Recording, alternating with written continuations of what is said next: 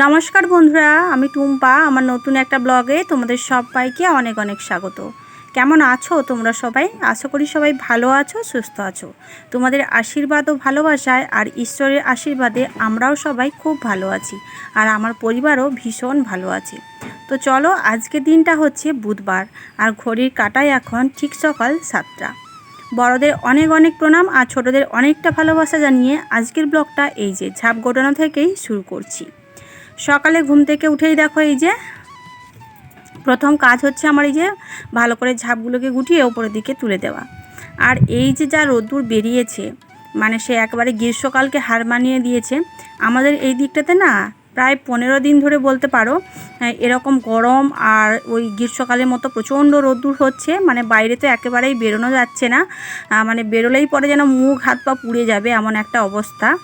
তো যাই হোক, রোদ্দুরে তো আমাদের বেরোতেই হচ্ছে, কারণ আমরা হচ্ছি মানে হাউস ওয়াইফ। বিশেষ করে বাচ্চাদের যেহেতু স্কুলে নিয়ে যাওয়া নিয়ে আসা করতেই হয়, তার সাথে সাথে বাইরে তো বলতে পারো বেশিরভাগ কাজটাই আমাদের বাইরের দিকটাতেই করতে হয়, তো সেই জন্যেই। আর এখন দেখো চলে এসেছি সোনা মামা এখন ঘুমাচ্ছে, ওকে ঘুম থেকে ওঠায়নি, তো একটু পরেই ওঠাবো। আর এদিকে দেখো আমি বাসনগুলো তো মেজে ধুয়ে পরিষ্কার করে নিচ্ছি। তার সাথে সাথে কি বলো তো, এই যে কলপাড়ে একটু যদি লেট করেই আমি বাসন কোসন মাজতে আসি, তাহলে এতটা রোদ্দুর লাগে কি বলবো তোমাদের। তোমরা নিশ্চয়ই দেখেই বুঝতে পারছো। তো মানে এত বিরক্তি লাগছে না, কি বলবো তোমাদের। আর এই রোদ্দুরটা এত তাপ, এত বিরক্তিকর একটা রোদ্দুর বেরিয়েছে, মানে সেটা বলে বোঝানোর মতো নয়। যাই হোক, আজকে সোনা মামামের আবার স্কুল নেই, জানো তো। আজ হচ্ছে আবার মহরম। তো মহরমের অনেক অনেক শুভেচ্ছা ও ভালোবাসা সবাইকে। সবাই ভালো থাকো, সুস্থ থাকো, এই প্রার্থনাই করি। তো যাই হোক, এদিকে দেখো বাসনগুলো প্রায় আমার মাজা শেষের দিকে। ওদিকে সোনা আবার একা একাই ঘুম থেকে উঠে পড়েছে। তো ওকে বললাম যে তুমি ব্রাশ নিয়ে বাইরে আসো। আর ফাইনালি দেখো সোনা ব্রাশ করছে।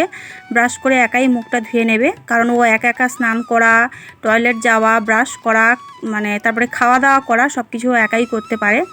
তো ব্রাশ টাশ করিয়ে নিয়ে সোনাকে নিয়ে গেছিলাম একটু বাজারে। সেটা তোমাদের সাথে শেয়ার করা হয়নি। গেছিলাম হচ্ছে একটু মাছ আনতে। তো কী মাছ এনেছি সেটা অবশ্যই দেখাবো। এখন দেখো সকালে জল খাবারটা নিয়ে নিয়েছি, একটু আম আর একটু মুড়ি। তো সোনা খেয়ে চলে গেছে ওই বাড়িতে, ওর ঠাম্মির কাছে গেছে। এদিকে আমি দুপুরে রান্না বান্না করব, তো সেই জন্যই কিন্তু দেখো সবজি কাটতে বসে গেছি। ওই যে গতকালকে সোনাকে স্কুলে দিয়ে আমি গেছিলাম না বাজারে, তো এই লোটে শাকগুলো এনেছিলাম, তো সেগুলোকে এখন বেছে বেছে নিচ্ছি। তো শাক কাটতে কাটতে তোমাদের গতকালকের ভিডিওতে কিছু জনের কমেন্টের রিপ্লাইগুলো আমি দিয়ে দিই। তো সুপ্রিয়া রয় আমাকে কমেন্ট করেছে, প্রত্যেক দিনই কমেন্ট করে যে দিদি ভাই তোমার ভিডিওটা খুব ভালো হয়েছে, ভীষণ ভালো লাগে। আমার ভিডিওতে কেন সাবস্ক্রাইবার বাড়ছে না, কেন জানি না, ভিডিও হয়তো ভালো করে দিতে পারছি না। তো সুপ্রিয়াকে বলবো, বোন তুমি একটু তোমার থাম্বনেলটা একটু ভালো করে দেবে, আর টাইটেল, ট্যাগ, ডেসক্রিপশান এগুলো একটু ভালো করে দেওয়ার চেষ্টা করবে। আর তোমার যে ইন্ট্রোটা দাও বা প্রত্যেকটা ভিডিওতে যে তুমি ভয়েস দাও যে কি করছো না করছো, সেটা একটু ভালো করে দিলে পরে দেখবে আস্তে আস্তে আস্তে আস্তে সাবস্ক্রাইবার এমনিতেই বাড়তে থাকবে। আসলে আমরা নতুন চ্যানেল, তো ছোট্ট ক্রিয়েটার, তো আমাদের সাবস্ক্রাইবার বাড়তে একটু সমস্যা হবে প্রথমের দিকে। তো ধীরে ধীরে আস্তে আস্তে চ্যানেলটা যখন বড় হতে থাকবে বা পুরনো হয়ে যাবে, তখন দেখবে সাবস্ক্রাইবার এক দিনে হয়তো তোমার 40টা, 50টা, 20টা, কখন আবার 200টাও হয়ে যেতে পারে। এরকম সাবস্ক্রাইবার বেড়েই যাবে, কারণ ভিডিওটা ভালো হলে, ভিডিও ভাইরাল হলে, ভিডিওতে ভিউজ হলে সাবস্ক্রাইবার এমনিতেই বাড়বে।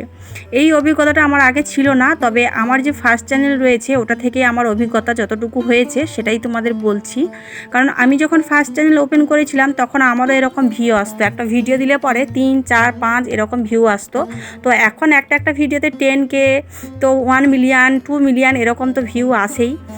তো যাই হোক, একটু ধৈর্য ধরে ভিডিও দাও, দেখবে পরের দিকে অবশ্যই ভিউ আসবে, সাবস্ক্রাইবারও বেড়ে যাবে। তারপরে আমাকে কমেন্ট করেছে সুমিত্রা ব্লগ, তো দিদিভাই তোমার ভিডিওটা ভীষণ ভালো হয়েছে। মায়ের রান্নাঘর তো আমাকে প্রত্যেক দিনই আমার ভিডিও দেখে, প্রত্যেক দিনই কমেন্ট করে।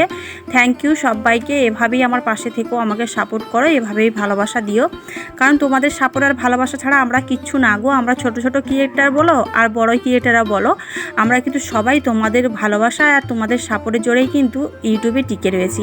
তোমরা যদি আমাদের ভালোবাসা না দিতে, সাপোর্ট না করতে, তাহলে হয়তো আজকের এই ভিডিওগুলো তোমাদের জন্য শেয়ার করতে পারতাম না।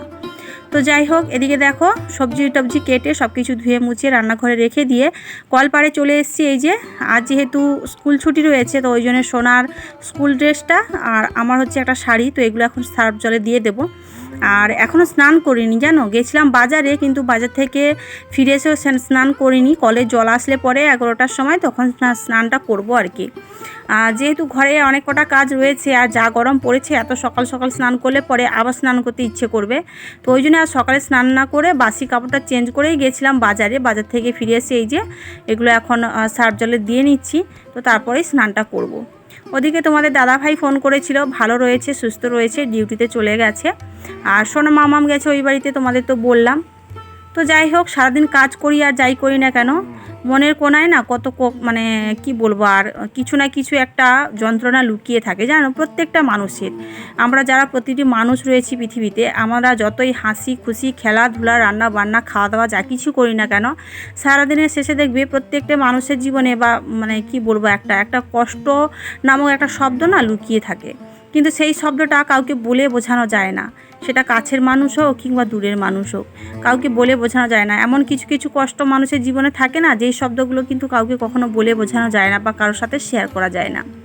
এই সারাদিন রান্না বান্না, খাওয়া দাওয়া, জামা কাপড় কাচা সব কিছুই তো করছি, কিন্তু ওই যে মনের কোণায় তো একটা কষ্ট রয়েছে, তাই না? একজন মানুষ আজ 9 মাস হলো কাজে চলে গেছে, তাহলে ভাবো। সত্যি বলছি তোমাদের, আজকের আমি ঘুম থেকে উঠলে পরে না আমার মনে হয় যেন ঘরটা কেমন ফাঁকা ফাঁকা লাগছে, মনটা কেমন খালি খালি লাগছে, এরকমই মনে হয়। এদিকে সোনা দেখো পেপসি নিয়ে চলে এসছে। পেপসি দোকানটা এতটাই চিটিংবাজ, 3 টাকার পেপসিগুলোকে 5 টাকা করে দিয়ে আর সাইকেলটা নিয়ে পালিয়ে গেছে। সত্যি বর্তমান সমাজে মানুষও দেখো কতটাই ধান্দাবাজ, একটা বাচ্চার কাছ থেকেও টাকা নিতে ছাড়ছে না। তো আমি জামা কাপড়গুলো মিলছিলাম, ওই জন্য যেতে পারিনি। এই কাছেই সামনেই দোকানটা এসেছিলো, তো ওনাকে ডাক দিচ্ছি, উনি চলে গেছে। যাই হোক, এদিকে দেখো এই যে বাজার থেকে এনেছিলাম পাঙ্গাস মাছ। সোনা পাঙ্গাস মাছ খাবে বলেছিল, তো ওই জন্য পাঙ্গাস মাছ নিয়ে এসেছি, ভালো করে নুন হলুদ মাখিয়ে নিয়েছি। আর এখন দেখো সোজা চলে এসেছি রান্নাঘরে, এখন মাছগুলোকে ভালো করে ভেজে নেব। এই যে গতকালকে কি করেছিলাম বলতো, পেঁয়াজি করেছিলাম, রাতের বেলাতে করেছিলাম না, ওই একটু তেল ছিল কড়াইতে, ওটাতেই করে এখন মাছগুলো ভেজে নিচ্ছি। অনেকটাই তেল রয়েছে, তো ভাবলাম চলো এই তেলটাতে করে মাছগুলো ভেজে নেওয়া যাক। আর এদিকে দেখো শাক কেটে নিয়েছি, ওই যে লোটের শাকগুলো, সেগুলোকে এখন ভাজা করব, তো ওই জন্য কড়ার মধ্যে দিয়ে দিলাম। শাক ভাজা খেতে না তোমাদের কার কার ভালো লাগে অবশ্যই কমেন্ট করে জানাবে। আমার তো ভীষণ ভালো লাগে, আমাদের ফ্যামিলির 3 জনেরই আমাদের ভালো লাগে শাক খেতে, ভীষণ ভালোবাসি আমরা। শাক ডাল যা কিছু দাও না কেন, আমরা তো মানে কি বলবো একেবারেই অভাবের সংসারে মানুষ, তো আলু সেদ্ধ ভাত দিলেও আমাদের খেতে ভালো লাগে।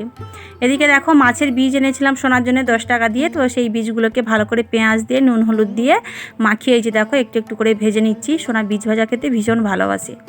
তো যাই হোক, আর হবে তোমার পাঙ্গাস মাছের ঝোল করব, আর সাথে হচ্ছে সোনার জন্য একটু আলু কেটে নিয়েছি, একটা পাঙ্গাস মাছ দিয়ে তেঁতুল দিয়ে টক বানাবো। তো যাই হোক, এই যে দেখো রান্না কমপ্লিট, সোনা এখন খেতে বসে গেছে, আর ও খুব মজা নিয়েই খাচ্ছে, কারণ ওর মাছটা ফেভারিট। তো সবসময় কিন্তু পাঙ্গাস মাছ আনি না, এখনও শাক ভাজা দিয়েই খাচ্ছে, পরে মাছ দিয়ে খাবে। শুভ সন্ধ্যা বন্ধুরা। দুপুরে খাওয়া দাওয়ার পরেই কিন্তু আমরা একটু রেস্ট করছিলাম, তারপরেই বিকেলবেলা একটু জ্বালানি ভাঙতে গেছিলাম। এখন সন্ধ্যে 6:30 মতো বাজে, সবে মাত্রই সন্ধ্যে হয়েছে। তো সন্ধ্যে প্রদীপ যেহেতু জ্বালতে পারবো না, তো ওই জন্যে সোনাকে এখন পড়তে বসাবো। আজকে আর চাটা কিছু বানালাম না, সোনা চা খাবে না বললো, তো ওই জন্যেই। আর এখন সোনাকে পড়তে বসাবো, সোনা বিস্কিট খেয়ে নিয়েছে। তো সোনাকে পড়িয়ে টড়িয়ে এখন এই যে দেখো চলে এসেছি রান্নাঘরে। সোনা বললো ভাত খাবে না, চাউমিন খাবে, তো ওই জন্য মামাম সোনার জন্য এই যে দেখো চাউমিনটা বসিয়েছি, সোনাও খাবে আমিও খাবো, দুজনেই খেয়ে নেব। আবার আমার জন্য এক্সট্রা করে আবার কি ভাত বসাবো বলো? দুপুরের থেকে 1 মুঠো ভাত রয়েছে, ওটাও খেয়ে নেব আমি, আর একটু মাছের তরকারি রয়েছে। ফাইনালি দেখো চাউমিন কিন্তু রেডি। তো বাড়িতে সস নেই, ওই জন্য শসা দিয়েই কিন্তু পরিবেশন করলাম। তো চাউমিনটা দেখতে কেমন লাগছে অবশ্যই কিন্তু কমেন্ট করে জানিও। আর আজকের ভিডিওটা তোমাদের কেমন লাগলো অবশ্যই কমেন্ট সেকশানে কমেন্ট করতে একেবারেই ভুলো না। তো চলো, সবাই ভালো থাকবে, সুস্থ থাকবে, দেখা হচ্ছে আবার নেক্সট ব্লগে। ততক্ষণ সবাই ভালো থাকো, সুস্থ থাকো। Good night, tata.